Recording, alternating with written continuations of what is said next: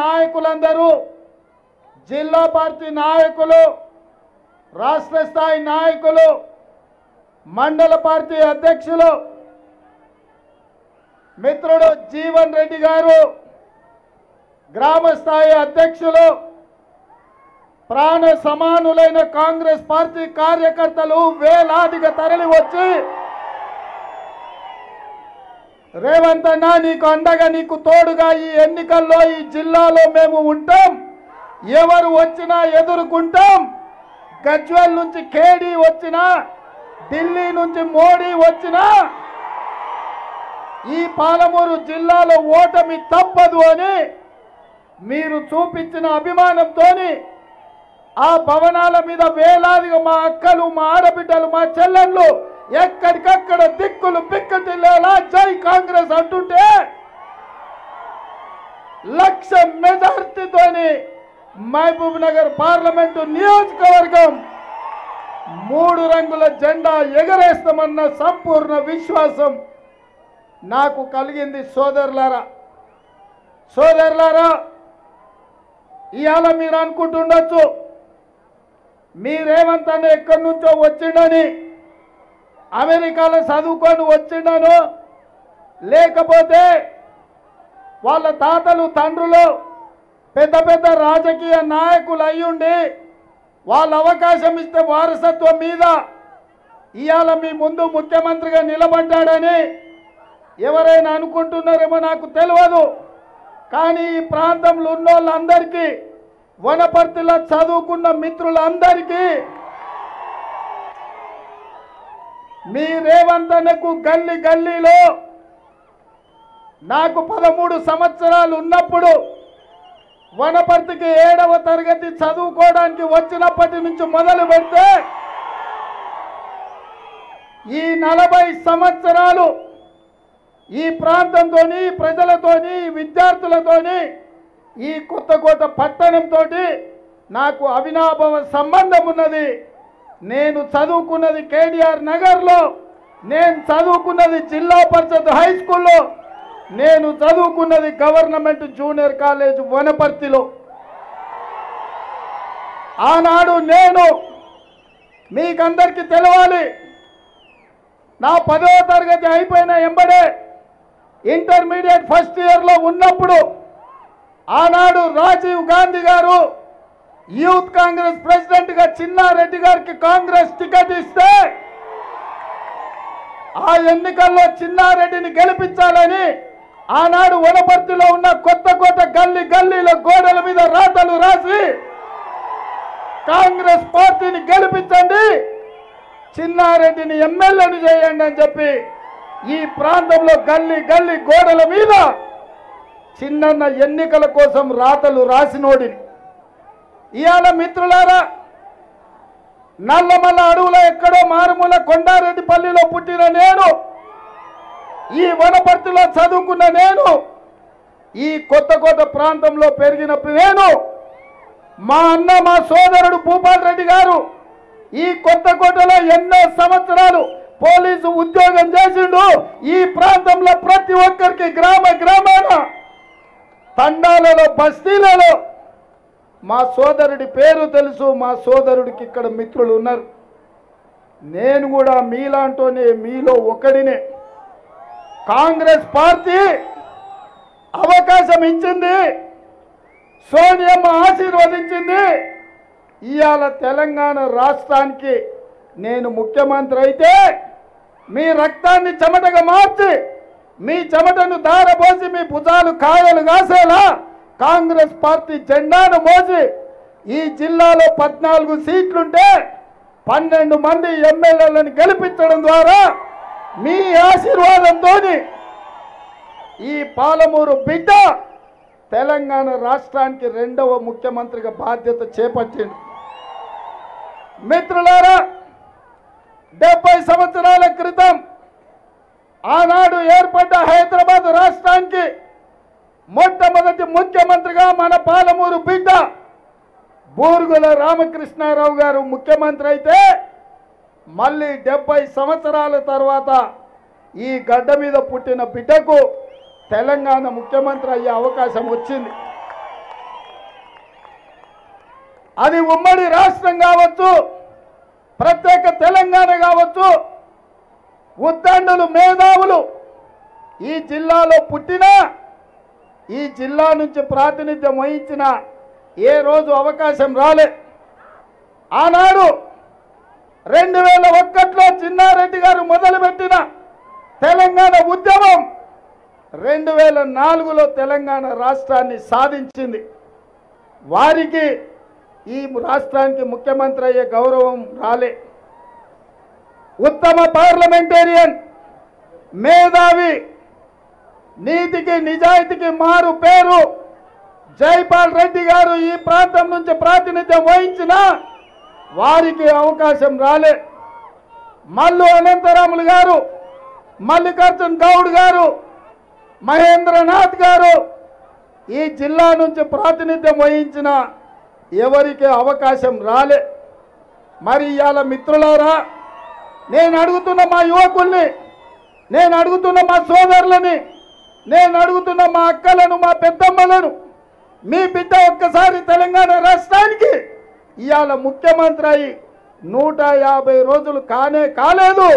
ఇవాళ కాకుల్లాగా గద్దల్లాగా నువ్వు దిగిపో, నీ కడుపులో ఒడుస్తావు, నీ ఈపులో ఒడుస్తామని కత్తులు తీసుకొని బయలుదేరి కొంతమంది ఢిల్లీ నుంచి భుజాల మీద గొడ్డలు వేసుకొని బయలుదేరిను.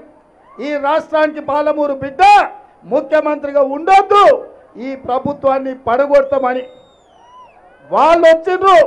వాళ్ళు దుర్మార్గులు అయి ఉండొచ్చు, వాళ్ళకు పాలమూరు జిల్లా మీద కక్ష ఉండొచ్చు, వాళ్ళకు కోపం ఉండొచ్చు. మరి ఇవాళ ఈ జిల్లాలో ఉన్న వాళ్ళు మొదటిసారి మన జిల్లాకు అవకాశం వచ్చినప్పుడు పార్టీలకు, రాజకీయాలకు, ఎజెండాలకు, జెండాలకు అతీతంగా అండగా నిలబడి ఈ ప్రాంతాన్ని అభివృద్ధి చేసుకునే అవకాశం వచ్చింది. అట్లా కాకుండా శత్రువు పంచన చేరి ఇవాళ మనల్ని దెబ్బతీయాలని చూస్తున్నారు. నిన్న మొన్న నేను చూసిన టీవీలలో, పేపర్లలో మా డీకే అరుణమ్మ మాట్లాడుతుంది, రేవంత్ రెడ్డి నా మీద పగబట్టిండు, రేవంత్ రెడ్డి నన్ను ఓడగొట్టాలనుకుంటుండు, నేను మాత్రం కాంగ్రెస్ను ఓడగొట్టే వరకు ఊరుకునేదే లేదు, కాంగ్రెస్ను ఖతం చేస్తానని డీకే అరుణమ్మ అంటుంది. నేను అడుగుతున్న మా సోదరుని, మా మిత్రులని, మా చిన్నాన్నను, ఎందుకు అరుణమ్మ ఏమన్యాయం చేసింది కాంగ్రెస్ నీకు అని నేను అడుగుతున్నా. ఎందుకమ్మా నిన్ను కిలాకన్పురం నుంచి, నిన్ను పాన్గల్ నుంచి కాంగ్రెస్ జడ్పీటీసీ చేసినందుకు కూడగొట్టాలనా? నిన్ను గద్వాలకు ఎమ్మెల్యే చేసినందుకు కూడగొట్టాలనా? నిన్ను ఉమ్మడి రాష్ట్రంలో మంత్రిని చేసినందుకు కూడగొట్టాలనా? ఇవాళ రాష్ట్రంలో, దేశంలో డీకే ఉన్నామంటే గుర్తుపడుతున్నారంటే అది కాంగ్రెస్ పుణ్యమే కదా, కాంగ్రెస్ పార్టీ కార్యకర్తల త్యాగమే కదా.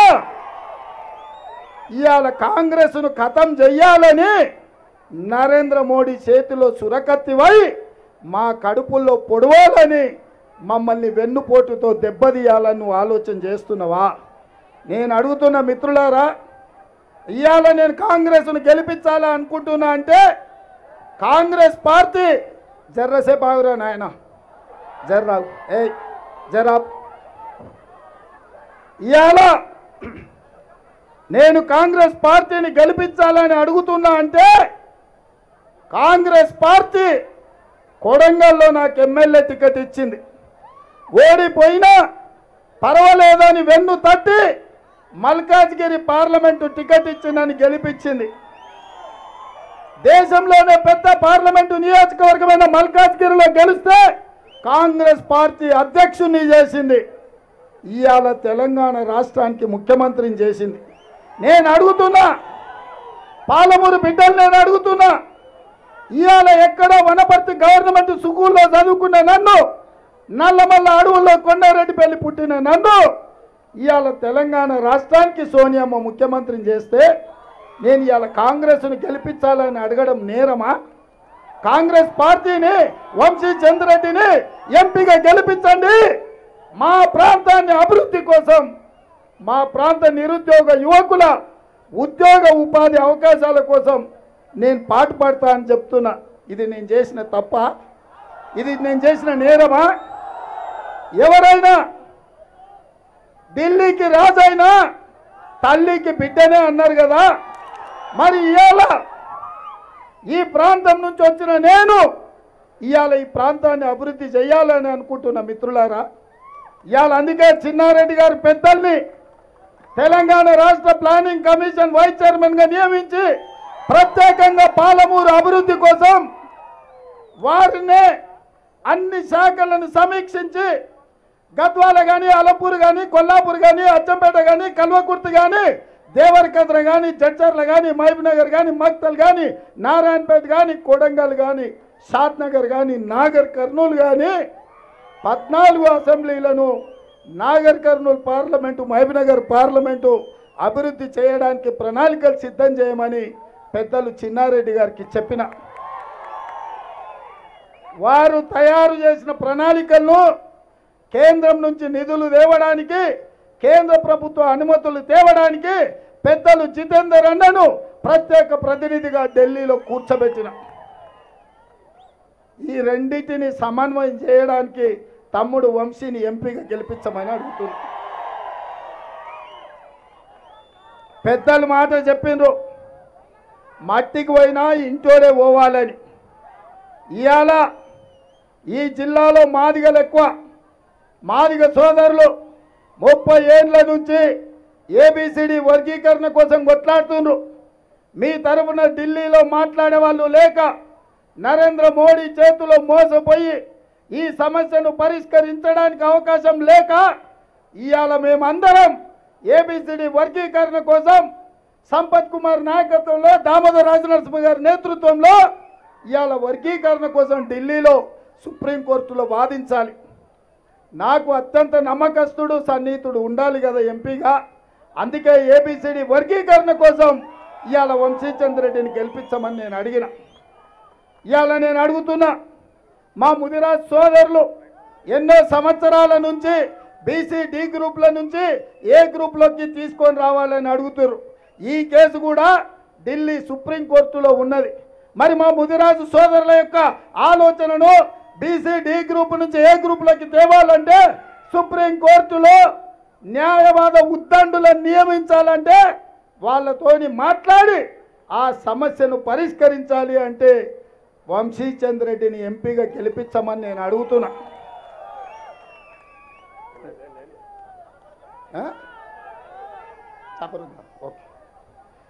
అందుకే ఇవాళ మా వాల్మీకి బోయలు ఎన్నో ఏళ్ల నుంచి ఎస్టీ జాబితాలో చేర్చాలి అంటున్నారు. అసెంబ్లీ తీర్మానం చేసినా సరిపోదు, ఢిల్లీలో కేంద్ర ప్రభుత్వం నుంచి వాల్మీకి బోయలను ఎస్టీ జాబితాలో చేర్పించాలి. మరి ఎవరిని నమ్మాలి, ఎవరికి బాధ్యత ఇవ్వాలి? అందుకే మిత్రులారా, మాదిగల సమస్యలు పరిష్కరించాలన్నా, బోయల సమస్యను పరిష్కరించాలన్నా, మా ముదిరాజు సోదరుల సమస్యను పరిష్కరించాలన్నా పాలమూరు రంగారెడ్డి ఎత్తిపోతల ప్రాజెక్టును జాతీయ ప్రాజెక్టుగా కేంద్రం నుంచి రాబట్టాలన్నా రేపటి ప్రభుత్వంలో వంశీచంద్రెడ్డి ఎంపీగా ఉండాలి. కేంద్రంలో మన రాబోయే ప్రభుత్వంలో కీలక బాధ్యత పోషించాలి. అందుకే మిత్రులారా, ఇవాళ అరుణమ్మ చెప్తుంది, మోడీ చుట్టంలాగా వస్తాడు, మళ్ళా పోతాడు. అమాసకోసారి పుణ్యానికోసారి వస్తాడు. 10 ఏళ్ళు ప్రధానమంత్రిగా ఉన్నాడు. ఎందుకు పాలమూరు రంగారెడ్డి ఎత్తిపోతల జాతీయ ప్రాజెక్టు ఇవ్వలే? ఎందుకు మాదిగల ఏబిసిడి వర్గీకరణ చేయలే? ఎందుకు ముదిరాజ్ సోదరులను ఆదుకోలేదు? ఎందుకు బోయల్ని ఎస్టీ జాబితాలో చేర్చలేదు? అరుణమ్మ ఏమైనా కొత్త ఆమెనా? ఆమె గద్వాల నుంచే ఉంది కదా, బోయలు తెలుసు కదా ఆమెకు. ఏ రోజైనా మోడీని అడిగిందా? ఏ రోజైనా మాదిగల వర్గీకరణ కోసం మాట్లాడిందా? ముదిరాజుల కోసం ఎప్పుడన్నా ఆలోచన చేసిందా? తొమ్మిళ్ళ ప్రాజెక్టు కట్టాలని చూసిందా? ఆర్టీఎస్ ప్రాజెక్టును పూర్తి చేసి నీళ్లు ఇవ్వాలని ప్రయత్నం చేసిందా? జూరాల కింద నీళ్లు రాకపోతే ఏనాడైనా మాట్లాడిందా? భీమా నెట్టంపాడు కోయిల్ సాగర్ ఆఖరికి మన రామన్పాడు ప్రాజెక్టు పాడైతే రిపేరు చేయాలన్న ఆలోచన చేసిందా? కానీ ఆమె మాత్రం బీజేపీలో జాతీయ ఉపాధ్యక్షురాలు తెచ్చుకున్నది. ఆమె పదవులకేం తక్కువ లేదు. ఆమె కర్ణాటకలో వ్యాపారులకేం ఇబ్బంది లేదు.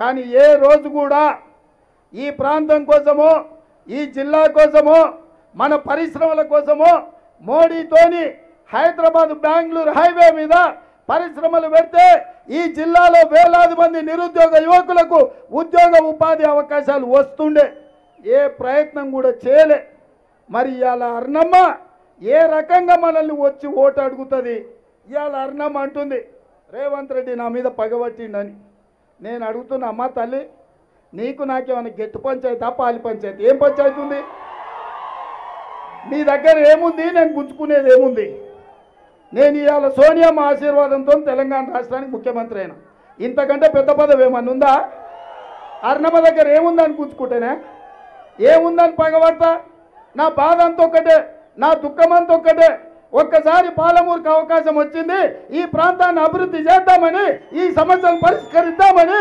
ప్రాజెక్టులు కట్టామని వలసలు పోతున్న మన వాళ్ళను వలసలు ఆపాలని ఎడారులుగా మారిన మన భూములకు నీళ్ళిచ్చి పచ్చని పైర్లు పండించాలని మన చదువుకున్న నిరుద్యోగ యువకులకు ఉద్యోగ ఉపాధి అవకాశాలు ఇవ్వాలని నేను ప్రయత్నం చేస్తుంటే రేవంత్ రెడ్డిని ఎట్లన్నా దించాలి రేవంత్ రెడ్డిని ఎట్లన్నా వడగొట్టాలి మోడీతోని అమిత్ షాతోని మాట్లాడి ఢిల్లీలో కేసు పెట్టి ఢిల్లీ నుంచి పోలీసులను తెచ్చింది రేవంత్ రెడ్డిని అరెస్ట్ చేసి తీసుకుపోవాలని ఇది న్యాయమా అర్ణమ్మ ఇది న్యాయమా ఇక్కడ కాదు అక్కడ కాదు అమిత్ షాతోని పైరవి చేసి ఢిల్లీలో రేవంత్ రెడ్డి మీద కేసు పెట్టి ఇవాళ పోలీసులు పట్టుకపోనికే ఢిల్లీ నుంచి వచ్చారు టీవీలు చూస్తారు కదా మీరు ఏం చేసినా నేను రిజర్వేషన్లు రద్దు చేస్తామంటే వద్దన్నా ఎస్సీ ఎస్టీ బీసీ రిజర్వేషన్లు బీజేపీ రాగానే రద్దు చేస్తా అన్నది నేనన్నా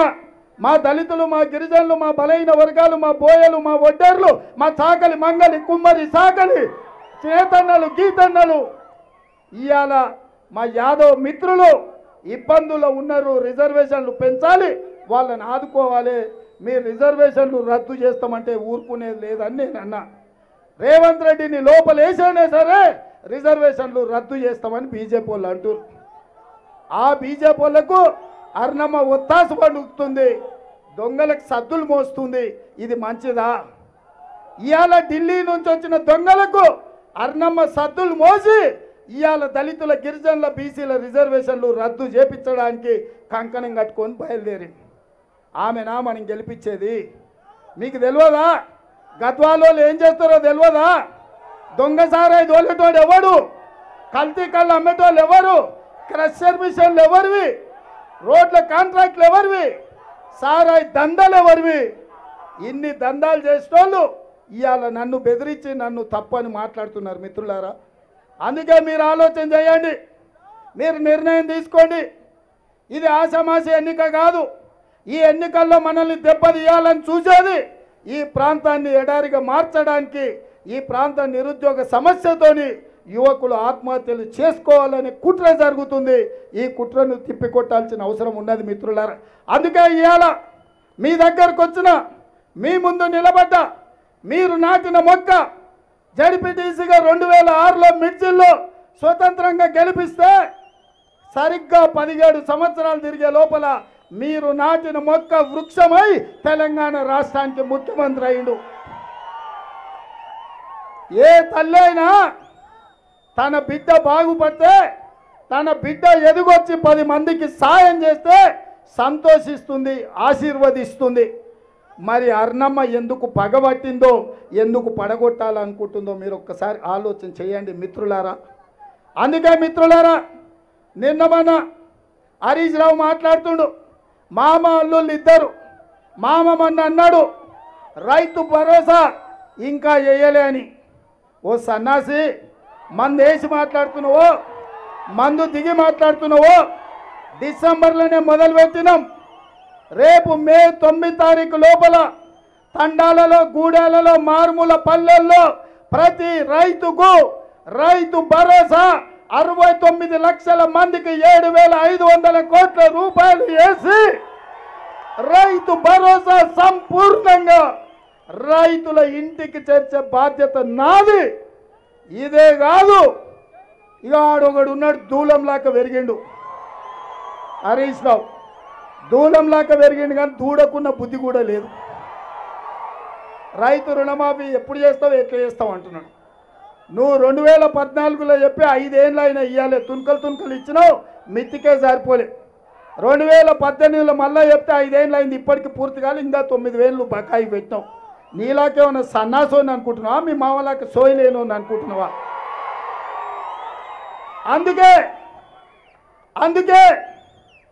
అందుకే మిత్రులారా, ఈ కొత్త గడ్డ మీద నుంచి మాట ఇస్తున్నా, కురుమూర్తి స్వామి సాక్షిగా,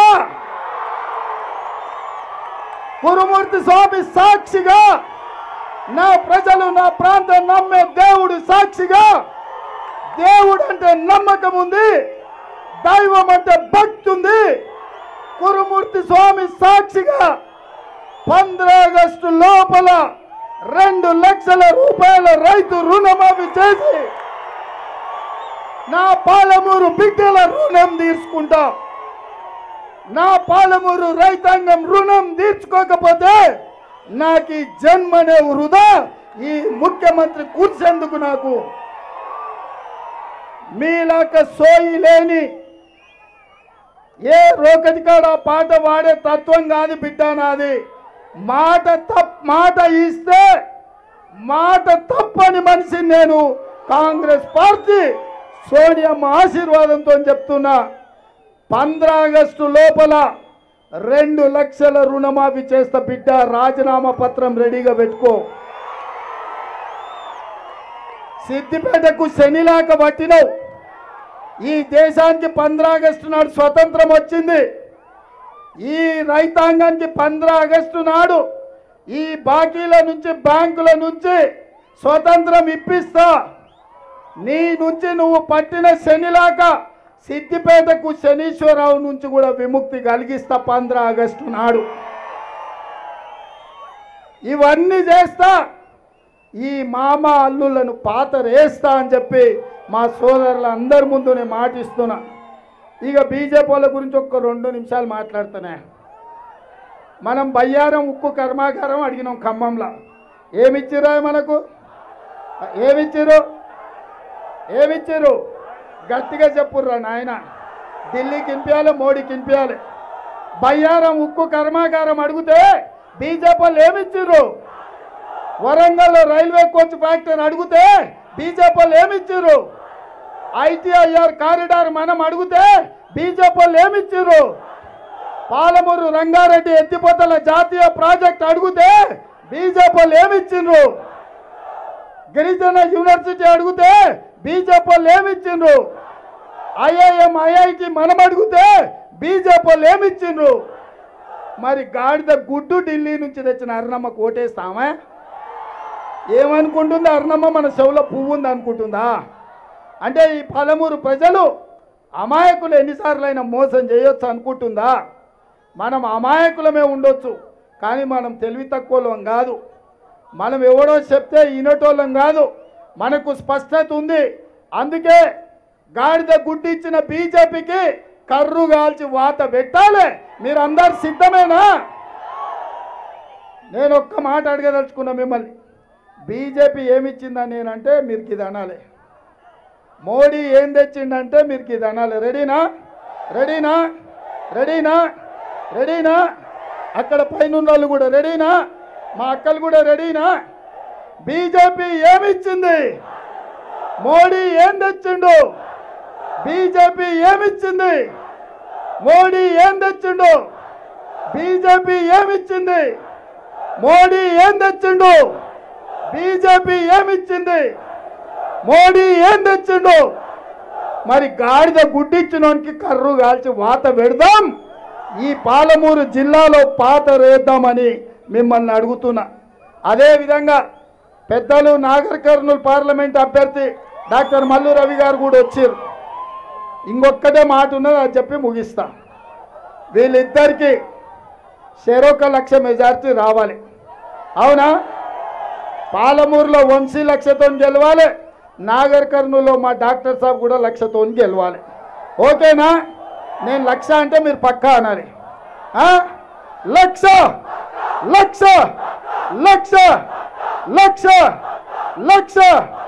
లక్ష